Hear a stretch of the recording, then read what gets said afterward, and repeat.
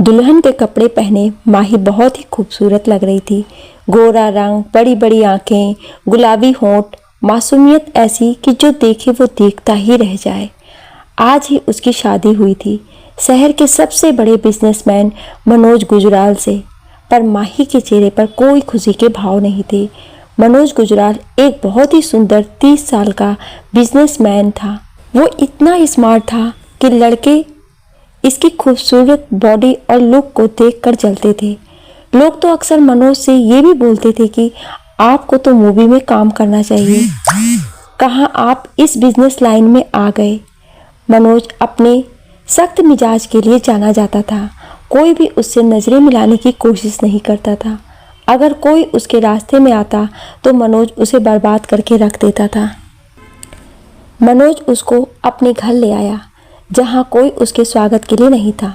मनोज ने माही से कहा, उम्मीद है कि तुमको अपना कॉन्ट्रैक्ट याद होगा।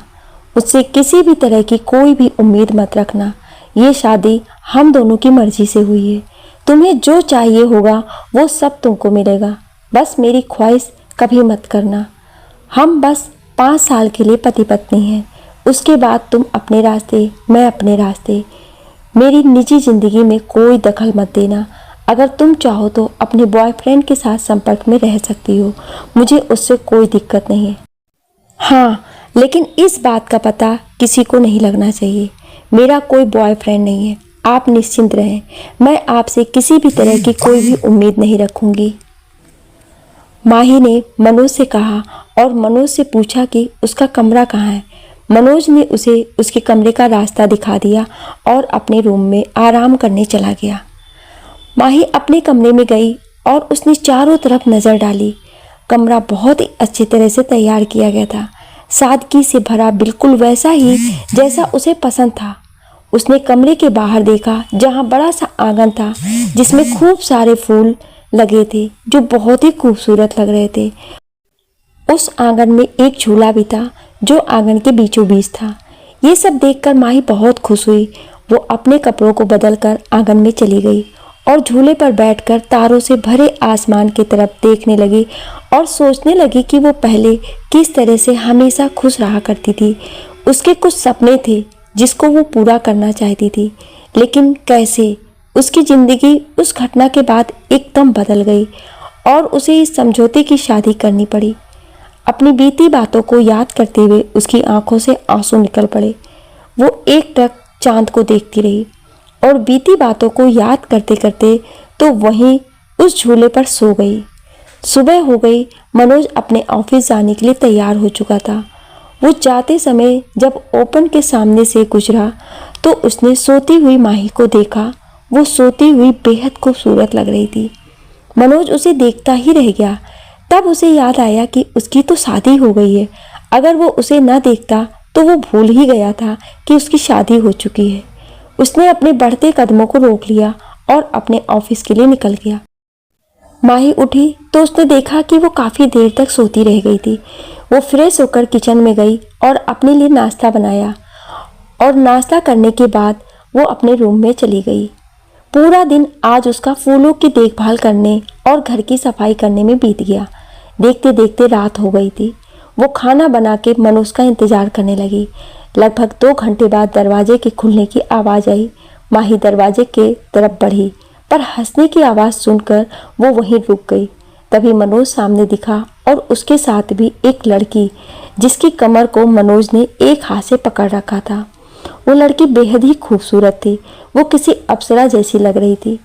वो मनीषा थी, मनोज की पर्सनल सेक्रेटरी। वैसे तो वो खूबसूरत थी, लेकिन बहुत ही घमंडी थी।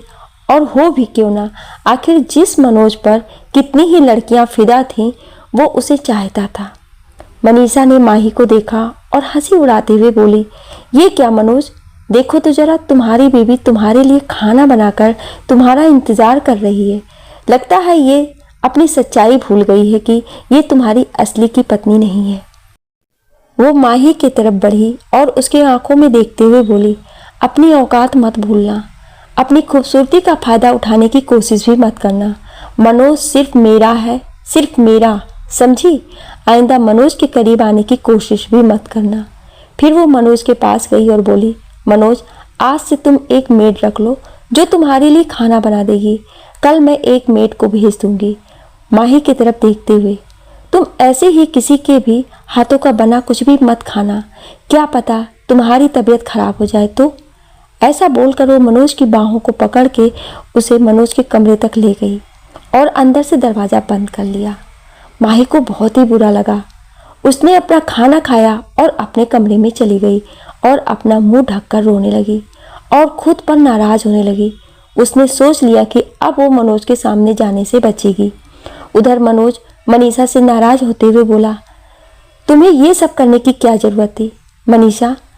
जरूरत कैसे नहीं थी? देखा ना तुमने कैसे वो अपने मासूम से चेहरे का फायदा उठा रही थी। अब वो दोबारा तुम्हारे पास आने की कोशिश नहीं करेगी, तुम देखना। फिर वो मनोज के करीब आते हुए उसे किस करने लगी और बोली, तुम नहीं जानते हो इन मिडिल क्लास लड़कियों को, इनको इनकी औकात दिखाना जरूरी होता है। चलो अब मान भी जाओ। फिर मनोज उसको अपने बाहों में भरते हुए उससे प्यार करने लगा। सुबह सुबह मनोज लिविंग रूम में बैठकर चाय पी रहा था। तभी माही जगी, वो फ्रेश हुई और नहा धोकर तैयार हो गई। फिर वो रात के बात सोचकर मायूस हो गई। उसने सोचा कि मनोज तो अब ऑफिस चला गया होगा, मैं अब बाहर जा सकती हूँ। ये सोचते हुए वो किचन की तरफ बढ़ी तो उसने लिविंग रूम में मनोज को बैठे हुए देखा। वो उसे नज़रअंदाज करते हुए किचन में जाने लगी। तभी मनोज की नज़र माही पर पड़ी। उसने देखा कि माही ने एक बेहद ढीली सफ़ेद रंग की टी शर्ट और ब्लू कलर की जीन्स पहनी थी। उसने अपने बालों का जूड़ा बना रखा था। मनोज ने उसे देखा और उसे आवाज़ दी, माही इधर आओ, मुझे कुछ कहना है। आवाज़ बहुत ही शांत थी, दमदार मगर शांत। उसकी आवाज़ सुनकर माही ठहर गई। उसने मनोज की तरफ देखा जो कब से उसे ही देख रहा था। माही बोली, बोलिए मिस्टर मनोज, मैं आपके लिए क्या कर सकती हूँ? मनोज ने उसकी तरफ देखा और बोला, मैंने एक मेड को रख लिया है, वो आज से काम पर आ जाएगी और ये कार्ड तुम्हारे लिए, इसमें हर महीने 10 लाख रुपए पड़ जाएंगे, ये तुम्हारे खर्चे के लिए। माही ने कार्ड को देखा, फिर मनोज को, और बोली, नहीं मैं ये नहीं ले सकती। मैं इतने पैसों का क्या करूँगी? अगर देना ही है तो मुझे आपसे इजाज़त चाहिए। मनोज बीच में ही माही की बात को काटते हुए बोला, मैंने पहले ही बोल दिया है कि तुम आज़ाद हो, जो चाहे वो करो, तुम्हें किसी भी तरह की इजाज़त मांगने की ज़रूरत नहीं है और ये कार्ड तुम्हारा है। जब तक तुम मेरी बीवी हो तब तक ये पैसे तुम्हारे हैं। मनोज ये बोलकर उठ खड़ा हुआ ऑफिस जाने के लिए। तब तक माही ने बोला, लेकिन मैं अभी माही ने कहा ही था कि मनोज ने उसे नाराज़गी से देखते हुए कहा, मुझे एक ही बात पर बार बार बोलने की आदत नहीं है। और ये बोलते हुए वो सीधा अपने ऑफिस के लिए निकल गया। मनोज के जाने के बाद माही ने कार्ड की तरफ देखा और उसे उठा लिया, पर आज वो खुश थी क्योंकि अब वो अपना वो सपना पूरा कर सकती है जो हमेशा से ही बनाना चाहती थी। माही हमेशा से ही एक फैशन डिज़ाइनर बनना चाहती थी। इसके लिए उसने पढ़ाई भी की थी और अपना खुद की एक कंपनी भी बनाई थी। हालांकि कंपनी बहुत ही छोटी थी क्योंकि उसे कंपनी खोले ज़्यादा समय नहीं हुआ था, इसलिए वो इतनी फेमस भी नहीं हुई थी। पर कुछ ऐसा हुआ था कि रात रात उसे कंपनी बंद करनी पड़ी क्योंकि उस घटना के बाद उसकी पूरी दुनिया ही बदल गई। पुरानी बातों को याद करते हुए उसके चेहरे पर दुख की रेखाएं दिखाई देने लगी। अब उसके पास पूरा दिन था जिसमें उसके पास करने के लिए अब बहुत कुछ था। उसने ऑनलाइन क्लास ज्वाइन की और क्लास के बाद उसने आंगन में जाकर फूलों की देखभाल में लग गई। तभी उसकी डोरबेल बजी। जब माही ने दरवाज़ा खोला तो उसने देखा कि सामने सरला खड़ी थी जो कि उनके घर काम करने आई थी। माही ने उसे अंदर आने को बोला और उसे घर के सारे काम बता दिया। सरला को माही बहुत पसंद आई। उसने माही से खुश होते हुए उससे पूछा, मैडम जी आप चाय पियोगी क्या? मैं चाय बहुत अच्छा बनाती हूँ। माही ने हंसते हुए कहा, हाँ हाँ क्यों नहीं। सरला आंटी घर का सारा काम करके घर चली गई। रात काफ़ी हो गई थी। माही आंगन में बैठकर तारों को देख रही थी। तभी मनोज मनीषा के साथ घर आ गया। घर में आते ही मनीषा जानबूझकर मनोज के गले से लग गई और बोली, मनोज मुझे ज़्यादा ड्रिंक करने की वजह से चक्कर आ रहे हैं, क्या तुम मुझे उठाकर ले चलोगे? मनोज ने मनीषा को गोद में उठा लिया और उसे अपने रूम की तरफ ले जाने लगा। मनीषा चाहती थी कि माही उसे मनोज की बाहों में देखे और उसे तकलीफ हो, वो ये समझ जाए कि मनोज सिर्फ उसका है, सिर्फ मनीषा का। जब मनोज मनीषा को लेकर लिविंग रूम में पहुंचा तो माही भी आंगन में अपने रूम की तरफ जा रही थी। उसकी नज़र मनोज से मिली, पर वो उसे नज़रअंदाज कर अपने रूम में चली गई। ये देखकर मनीषा को बहुत गुस्सा आया, पर वो कर भी क्या सकती थी। वो तो माही को दुख पहुंचाना चाहती थी, पर उसे तो कोई फर्क ही नहीं पड़ा। मनोज अपने रूम में चला गया, माही अपने रूम में गई और ये सोचने लगी कि मनोज गुजराल, जिससे सब डरते हैं, वो किस तरह से मनीषा को गोद में उठाए हुए शांत दिखाई दे रहा था। वो हल्के से मुस्कुराई और अपना हेडफोन लगाकर अपना सॉन्ग सुनने लगी और धीरे धीरे उसे नींद आ गई। सुबह हो गई थी। माही उठी तो उसने सरला की आवाज़ सुनी। मैम, आप उठ गई? मैं आपके लिए चाय ले आऊं? माही ने मुस्कुराते हुए कहा, हाँ जरूर सरला, हंसते हुए चली गई। सरला अपना काम कर रही थी, तभी उसने मनोज के कमरे से मनीषा को निकलते देखा। वो उसको देखकर हैरान रह गई। उसको कुछ समझ नहीं आया। उसे लगा कि मनोज सर माही को धोखा दे रहे हैं। वो मनीषा को देखकर मुंह बनाने लगी। उसके मन में हजारों सवाल आ रहे थे। उसने चाय बनाया और माही के पास गई। तब तक माही तैयार हो चुकी थी। माही बहुत ही सादगी से रहती थी। वो कोई भी मेकअप नहीं करती थी, फिर भी वो बेहद खूबसूरत लगती थी। सरला ने जब माही को देखा तो वो मुस्कुराई और बोली, मैडम आप बहुत ही सुंदर हैं। माही हल्का सा मुस्कुराई और सरला को देखकर बोली, ऐसा नहीं है, बल्कि सच्चाई तो ये है कि आपकी नज़रों में सुंदरता है, इसलिए मैं आपको सुंदर लगती हूँ। सरला ने जब ये सुना तो वो बहुत खुश हो गई, पर माही ने देखा कि सरला उससे कुछ कहना चाहती है पर कुछ डर रही है। तो माही ने कहा, क्या हुआ आंटी, क्या आप मुझसे कुछ कहना चाहती हैं? सरला ने डरते हुए कहा कि मैडम, मैंने अभी सर के रूम से एक बहुत ही खूबसूरत लड़की को निकलते देखा है। मेरी कुछ समझ में माही उसकी बात को समझ गई कि वो क्या पूछना चाहती है, इसलिए वो बीच में ही बोली, आंटी आप इन सब बातों की चिंता मत करिए। ये कुछ ऐसा है कि मैं आपको समझा नहीं सकती, इसलिए आप सिर्फ अपने काम पर ध्यान दीजिए। माही नहीं चाहती थी कि आंटी को कोई बात बुरी लगे, इसलिए वो प्यार से उनकी तरफ देखते हुए बोली, आंटी क्या मुझे कुछ खाने को मिलेगा? बहुत जोरों की भूख लगी है। तभी आंटी मुस्कुराते हुए बोली, हाँ हाँ क्यों नहीं, आप चलिए मैं खाना लगाती हूँ। ये बोलकर वो किचन की तरफ मुड़ी ही थी, तब तक माही ने कहा, नहीं आंटी, बाहर नहीं, आप मेरा खाना आज से मेरे रूम में ही लाइएगा। आंटी समझ गई और वो किचन की तरफ चली गई। माही आंटी की बातों से समझ गई थी कि अभी मनीषा गई नहीं है और वो फिर से कोई बवाल नहीं चाहती थी, इसलिए उसने आज से अपना सारा काम रूम से ही करने को सोचा। इधर मनीषा कल रात से ही माही पर नाराज थी। वो उसे ढूंढकर उसे जलील करना चाहती थी, इसीलिए वो उसका इंतजार कर रही थी।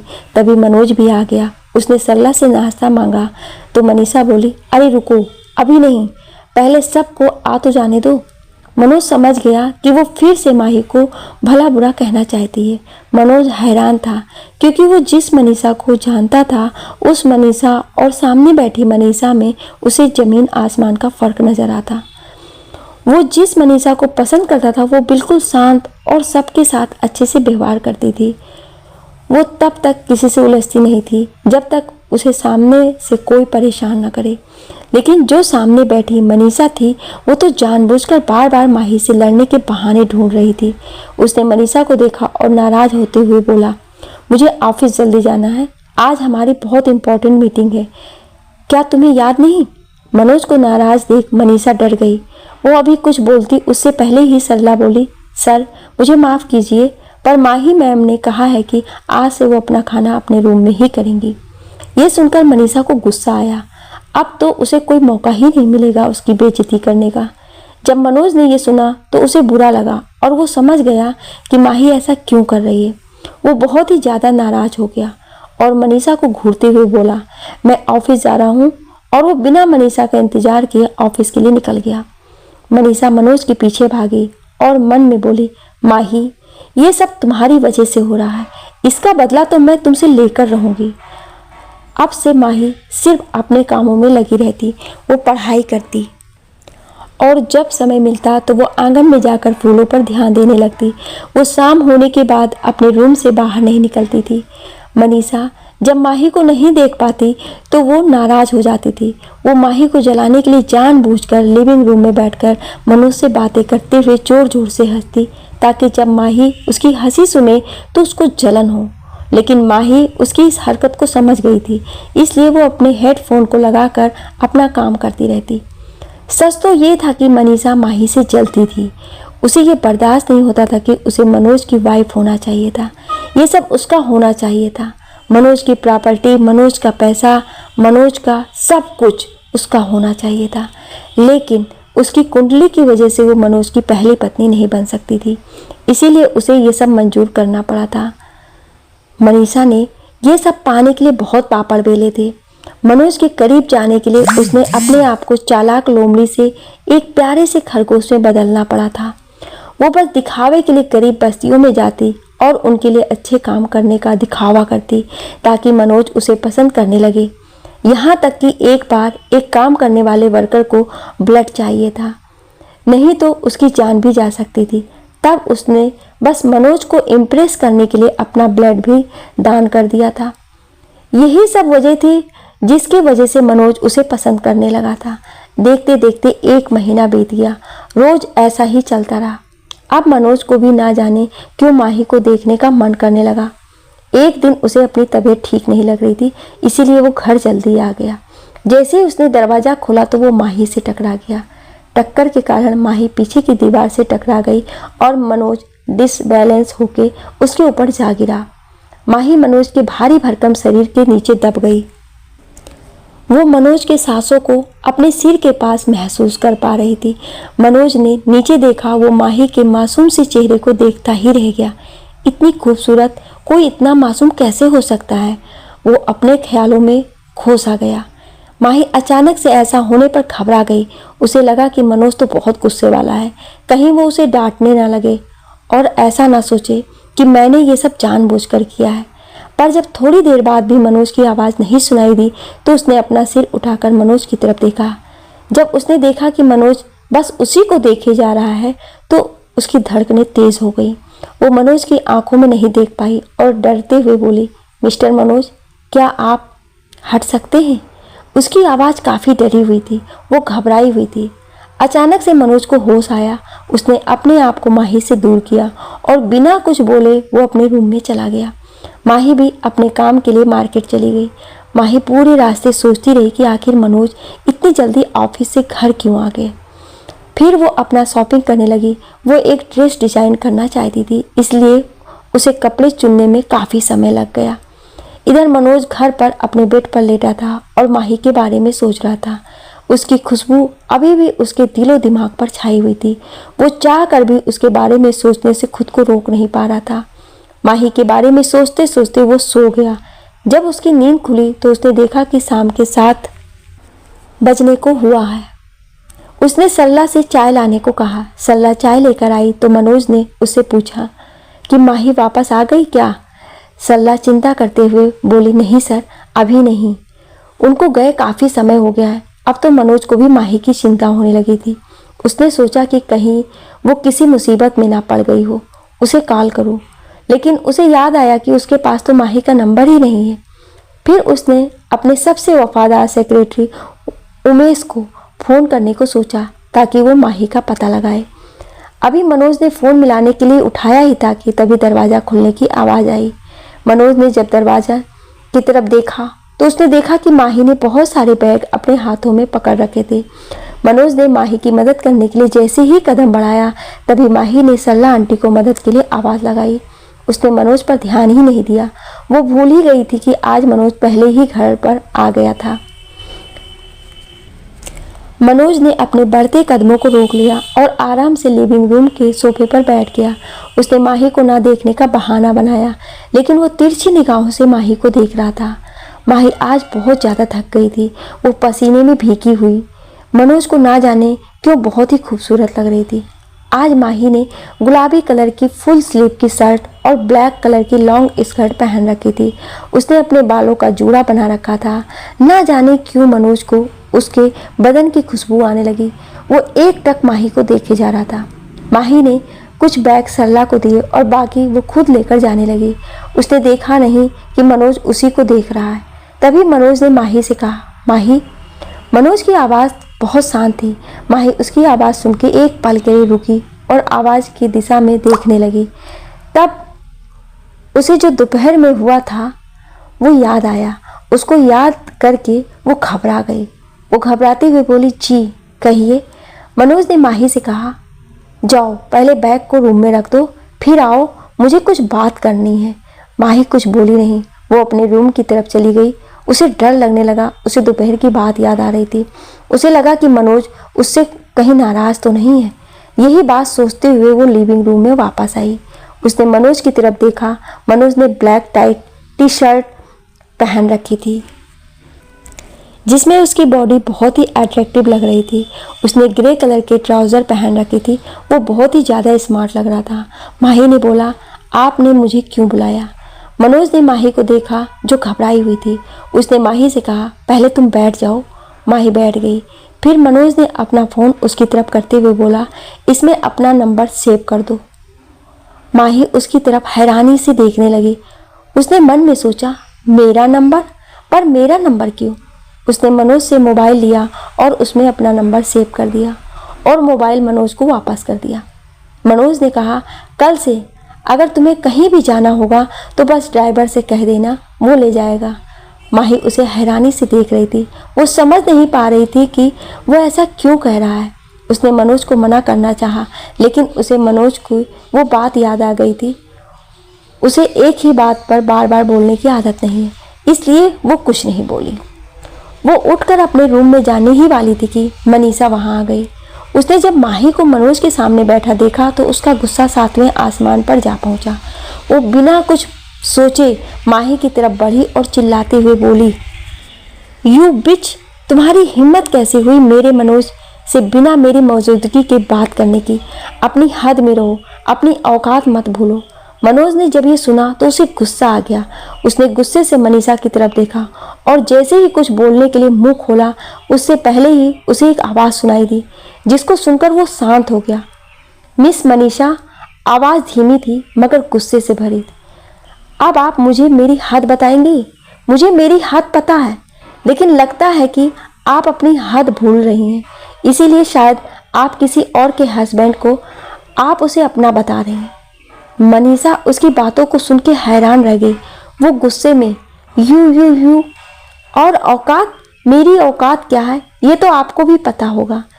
पूरी दुनिया मुझे मिस गुजराल के रूप में जानती है, लेकिन आपकी क्या औकात है दूसरों की निगाहों में? ये मुझे आपको बताने की ज़रूरत नहीं कि किसी और के पति के साथ सोने वाले को क्या कहा जाता। माही इस बात की समझ गई थी कि अगर उसने अभी कुछ नहीं किया तो ये उसे हमेशा ही बिना किसी बात के उसको परेशान करती रहेगी। उसने मनीषा को देखा और हल्की सी स्माइल करके अपने रूम में चली गई। मनीषा उसको गुस्से में दांत पीस कर देखती रह गई। उसने मन ही मन कहा, तुम 2 कौड़ी की लड़की, तुम्हारी हिम्मत कैसी हुई मुझसे ऐसे बात करने की? इसका तो खामियाजा तुमको भुगतना होगा। ये सोचकर उसके चेहरे पे एक शैतानी मुस्कान तैर गई। उसने मनोज की तरफ देखा और रोने का ड्रामा करते हुए उससे बोली, मनोज, तुमने देखा ना उसने मुझसे कैसे बात की? उसने मुझे ये कहते हुए वो जोर जोर से रोने लगी। अब तक मनोज को भी गुस्सा आ चुका था। उसने गुस्से से तेज आवाज़ में कहा, एनफ, बहुत हो गया, बस करो, जैसा करोगी वैसा भरोगी। उसको मैंने बुलाया था बात करने के लिए। ये बोलते हुए वो उठ खड़ा हुआ और अपने रूम की तरफ चला गया और दरवाज़ा अंदर से बंद कर लिया। मनीषा गुस्से में माही को गालियां देते हुए अपने घर चली गई। वो जानती थी कि इस समय मनोज से बात करने का कोई फ़ायदा नहीं है, वो बाद में उसको मना लेगी। उधर माही अपने कमरे में रो रही थी। तभी सरला वहाँ आई। वो सब जान रही थी, इसीलिए उसने माही से प्यार से कहा, मैम, मैंने खाना बना दिया है, अब मैं घर जा रही हूँ। मनीषा मैम भी अपने घर चली गई हैं, इसीलिए अब आप आराम से अपना काम करिए, अब कोई आपको परेशान नहीं करेगा। ये बोलकर वो अपने घर की तरफ चली गई। माही थोड़ी देर बाद अपने रूम से निकली और आंगन में जाकर झूले पर बैठ गई और चांद को देखते हुए अपने पुराने दिनों को याद करने लगी कि कैसे जब कोई उसे परेशान करता था तब वो उसको बचाता था। वो बोलता, ऐसे कैसे चलेगा यार, कोई भी तुमको कुछ भी बोल के चला जाएगा और तुम सुन लोगी। अभी तो मैं तो तुम्हारा बदला ले लेता हूँ, जब मैं नहीं रहूँगा तब क्या करोगी। माही, हाँ तब मैं लड़ूंगी। अच्छा ऐसा क्या, अगर ऐसा होगा तो फिर मैं भी आऊँगा तुम्हें देखने। माही, देखो देखो मैं आज लड़ी अपने लिए, लेकिन तुम कहाँ हो, कहाँ हो। तुमने तो कहा था तुम मुझे लड़ते हुए देखोगे, लेकिन तुम कहाँ हो। काश मैं अपने लिए तब लड़ी होती, आज मेरे साथ ये सब ना हो रहा होता। वो रोने लगी और जोर जोर से रोने लगी। फिर उसने अपने आंसुओं को पोंछा और एकटक चांद को देखने लगी और अपने पुराने ख्यालों में खो गई। उधर मनोज जब रूम में गया तो वो बहुत ज़्यादा नाराज़ था, लेकिन जब उसने माही के बारे में सोचा तो उसके चेहरे पर अपने आप ही एक मुस्कान छा गई। उसका खराब मूड अच्छा हो गया। वो ना चाहते हुए भी माही की तरफ खींचता चला जा रहा था। वो खाना खाने जब बाहर आया तो उसने आंगन में बैठी माही दिखाई दी, जो एकटक चांद को देख रही थी। उसे ऐसे देखना जाने क्यों उसके सीने में एक दर्द महसूस होने लगा। वो एक बिना पलक झपकाए माही को देखने लगा। माही को जब नींद आने लगी तो वो अपने रूम की तरफ जाने के लिए मुड़ी। मनोज अभी भी उसे एकटक देख रहा था। जब माही मुड़ी तो उसकी निगाहें मनोज से जा मिली। मनोज उसकी आंखों में आंसू देख के बेचैन हो उठा। उसका मन किया कि वो जाए और उसे अपने गले से लगा ले, लेकिन वो ऐसा नहीं कर सकता था। आखिर उसने खुद ही तो उससे दूर रहने का फैसला किया था। अपने ख्यालों से बाहर आकर मनोज ने माही से नजरें चुरा ली और उसके तरफ धीरे धीरे बढ़ने लगा। वो उसके करीब पहुंच गया। मनोज को इस तरह से अपने नज़दीक आता देख माही घबरा गई। उसे लगा कि उसने मनीषा को जो बात बोली थी, मनोज उस बात से नाराज है। वो डरते हुए एक कदम पीछे हुई और डरते हुए बोली, mister Manoj, I am so. अभी वो बात पूरी करती उससे पहले ही मनोज उसके होठों पर अपनी उंगली रखते हुए हल्की मुस्कान के साथ बोला, कुछ मत बोलो। माही हैरान नज़रों से उसे देखने लगी और उसकी नज़रें मनोज से जा मिली। ना जाने क्यों उसे मनोज की नज़रों में जो जज्बात दिखाई दिए वो कुछ जाने पहचाने लगे। वो सहम गई।